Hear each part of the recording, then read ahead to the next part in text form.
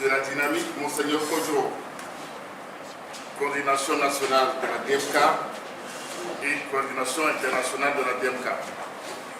Déclaration liminaire. L'an 2020 vient de s'écouler, laissant derrière elle des moments de fortes tensions émotionnelles que des hommes et des femmes animés de l'esprit du mal tentent d'imposer à l'humanité tout entière, la privant d'une vie paisible et harmonieuse selon les promesses divines. Une nouvelle année s'ouvre devant nous dans les conditions spéciales de la pandémie du Covid-19, car pour la première fois, les fêtes de fin d'année, qui se caractérisent généralement par de grandes lumières, ont été assombries par des couvre-feux et des restrictions draconiennes, enlevant la joie et l'allégresse qui entourent souvent ces moments. Malgré ce début d'année très morose, nous voudrions, au nom du patriarche de la nation, l'archevêque émérite, son Excellence Monseigneur Philippe Fanogo Kodjo, du président Gabriel Messa Guéyoumé Kodjo, de tous les collègues des coordinations nationales et internationales de la DMK, souhaiter à tous, les Togolais et les Togolaises, une bonne et fructueuse année empreinte de paix, de joie et de prospérité. Depuis le début des années 90, les Togolais ont entamé une longue lutte qui a abouti à consacrer l'entrée de notre pays en démocratie à travers l'adoption d'une constitution plébiscitée à plus de 90%. Malgré cette avancée, le régime qui régente notre pays depuis maintenant plus de 53 ans s'est employé à entraver la concrétisation de cette démocratie en empêchant systématiquement l'alternance pacifique par les urnes. Les efforts constants de la classe politique de l'opposition n'ont pas réussi à générer cette alternance au pouvoir. Alors même que l'alternance est une des aspirations profondes des Togolais, qui sont conscients qu'elle est indissociable de leur désir de liberté et de bien-être. C'est dans ce contexte que plusieurs partis politiques et associations se sont mis de nouveau ensemble, sous l'égide de l'archevêque émérite du Togo, Monseigneur Philippe Fanogo Kodjo, créant ainsi la dynamique Monseigneur Kodjo. Cet énième regroupement, qui a la particularité de mener la lutte pour l'alternance dans une dimension à la fois politique et spirituelle, a proposé aux populations togolaises un candidat unique à l'élection présidentielle du 22 février 2020, en la personne du docteur Gabriel Messa Guéyoumé Kodjo. Le peuple togolais, dans son aspiration profonde à l'alternance politique et à une véritable démocratie, a entrepris de participer à cette élection avec un engouement jamais égalé auparavant dans l'histoire des élections présidentielles qui se sont succédées depuis 1993. Le peuple togolais, dans son écrasante majorité, a envoyé un message clair en votant massivement pour le candidat de la DMK. Ce fut une véritable révolution électorale. Malheureusement, le régime a encore une fois passé outre cette volonté populaire exprimée en faisant proclamer victorieux par la CENI et entériné par la Cour constitutionnelle un autre candidat que celui de la DMK, provoquant ainsi une énième crise post-électorale suite à une élection présidentielle. La DMK a dès lors, comme elle se le devait, entrepris de contester les résultats et de défendre la vérité du vote exprimé par le peuple togolais souverain, se proposant d'obtenir ensemble avec celui-ci et sa diaspora l'alternance avant la fin de l'année 2020.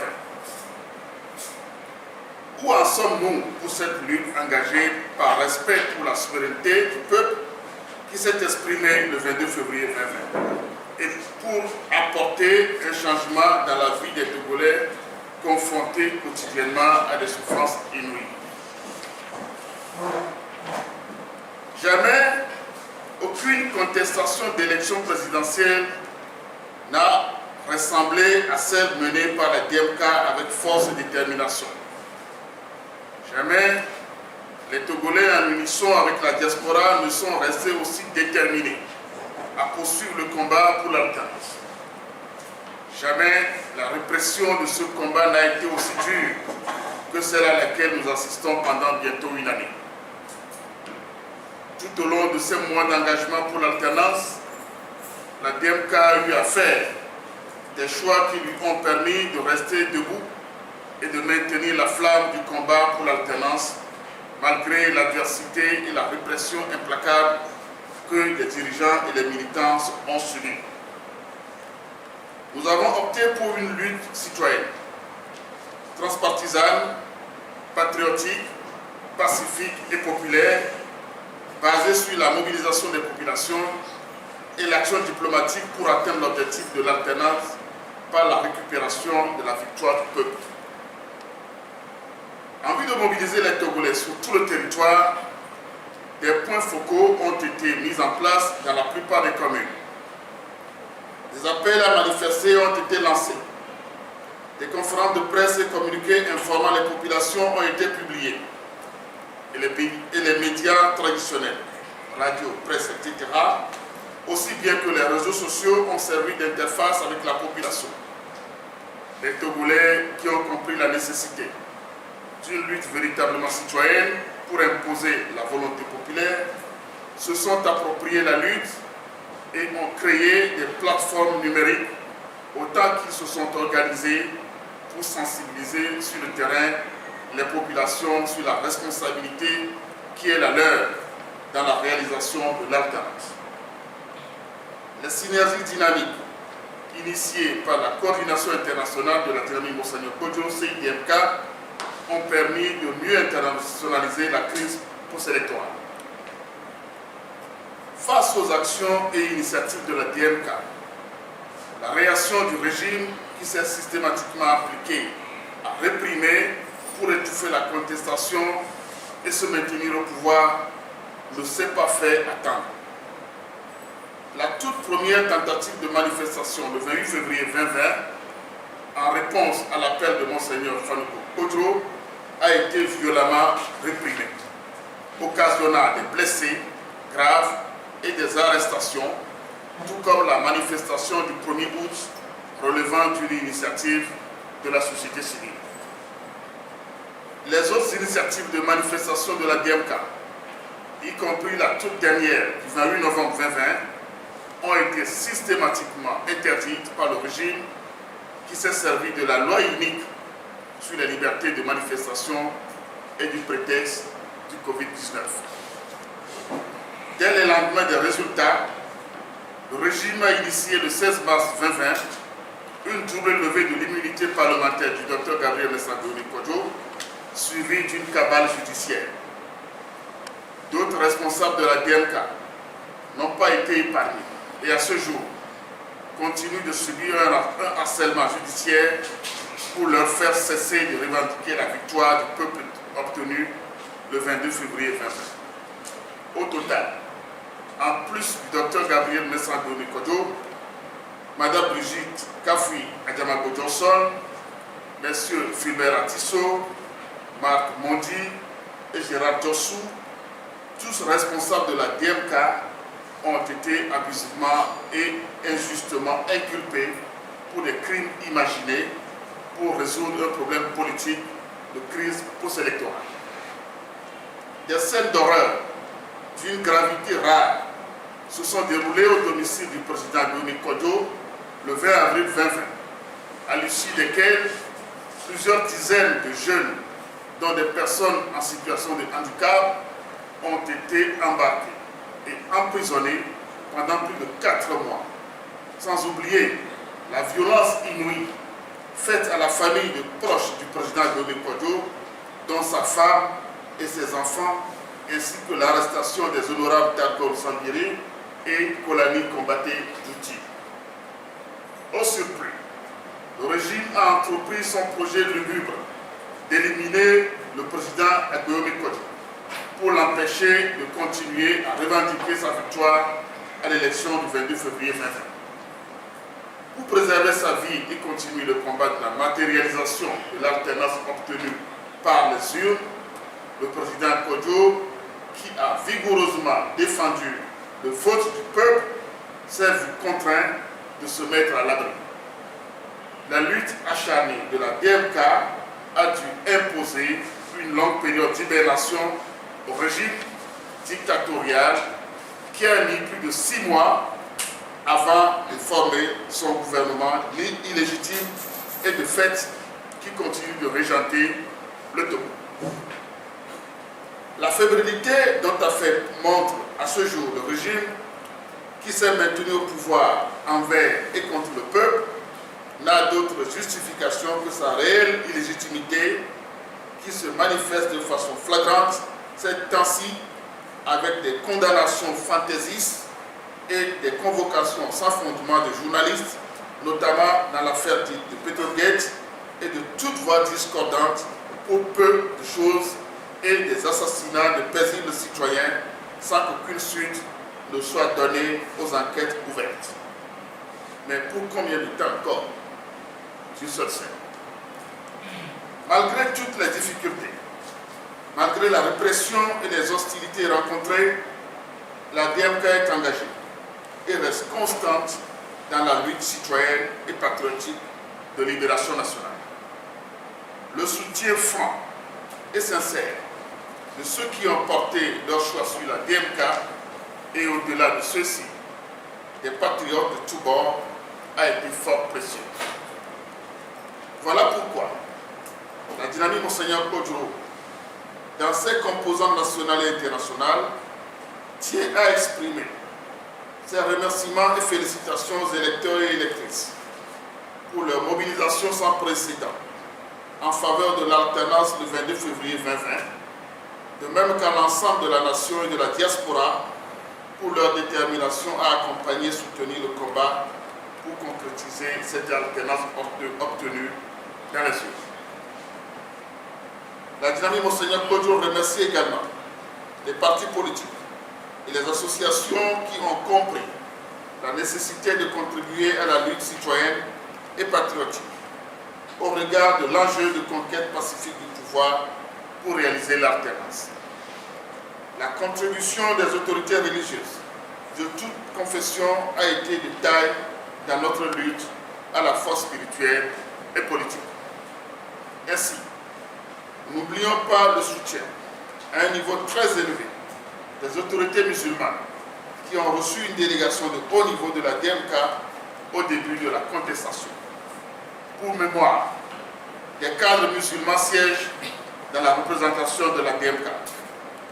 Comment pourrions-nous ne pas mentionner également la disponibilité des autorités des églises presbytériennes, évangéliques et autres églises réformées avec lesquelles nous avons aussi eu des échanges et qui plus d'une fois ont montré leur communiqué,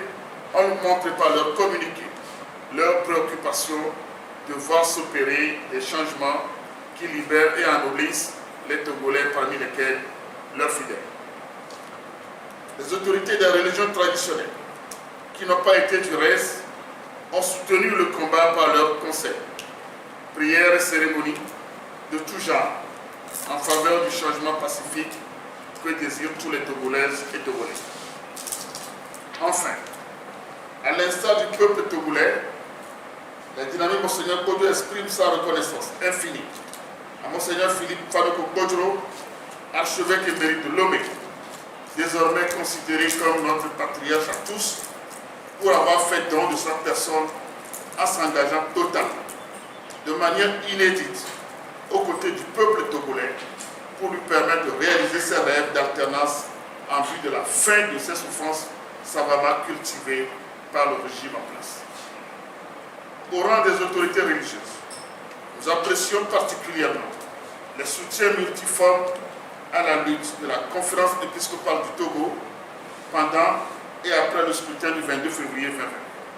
Ainsi, le communiqué de la conférence épiscopale du Togo du 1er mars 2020 appelant au rétablissement de la vérité des yeux, la tentative de médiation de l'archevêque métropolitain, Monseigneur Nicodème Anani Bariga, entre la DMK et le pouvoir, le déplacement de Monseigneur Nicodème Anani Bariga dans la nuit du 20 avril 2020, malgré le couvre-feu, pour apporter son soutien à Monseigneur Philippe Fanoko Kodjo suite à son cri de détresse, lorsque le domicile du président Kodjo était pris de siège par des éléments des forces de défense et de sécurité.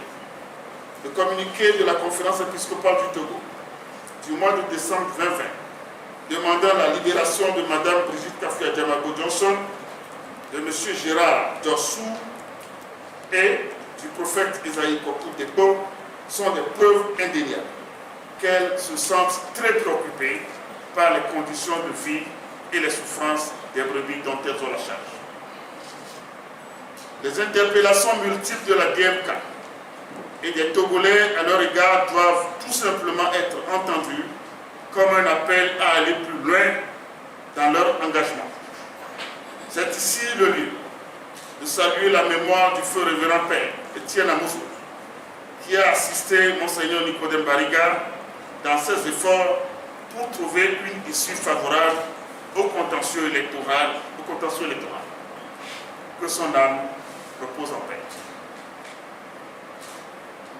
La DMK n'aurait pas pu faire ce combat sans la précieuse contribution des médias, toutes formes confondues, animés par des hommes et des femmes qui travaillent dans des conditions difficiles.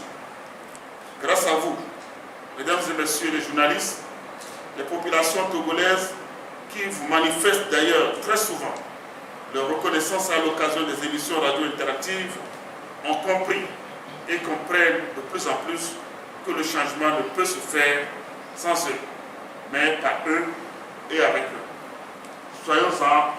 Soyez-en remerciés.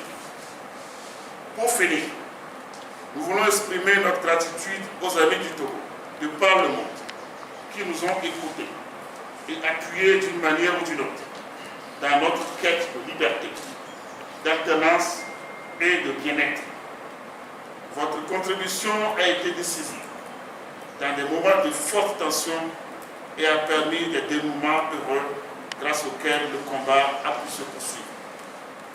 L'objectif de concrétisation de l'alternance par la reconnaissance de la volonté populaire exprimée par le peuple le 22 février 2020 n'est pas atteint à ce jour, mais des victoires d'État sont acquises.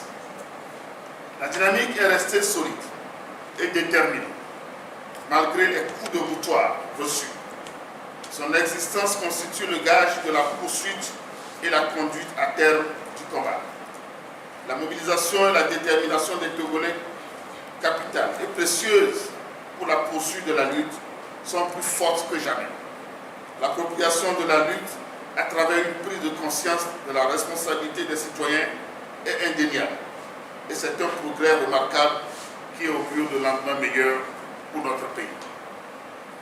Aujourd'hui, malgré les manœuvres pour mettre fin à la contestation et donner des apparences de normalité, il est de notoriété publique en Afrique et de par le monde que notre pays traverse une crise grave consécutive à la dernière élection présidentielle. Il est à présent nécessaire d'œuvrer sans faux fuyant dans l'intérêt supérieur de la nation à la résolution pacifique de cette crise post-électorale en vue de la réalisation des aspirations légitimes de bien-être et d'épanouissement harmonieux des Togolais. La DMK exhorte donc les tenants du pouvoir actuel à œuvrer en responsabilité et en sagesse pour une véritable sortie de crise pacifique et heureuse en écho aux aspirations du peuple à une alternance pacifique profitable à tous.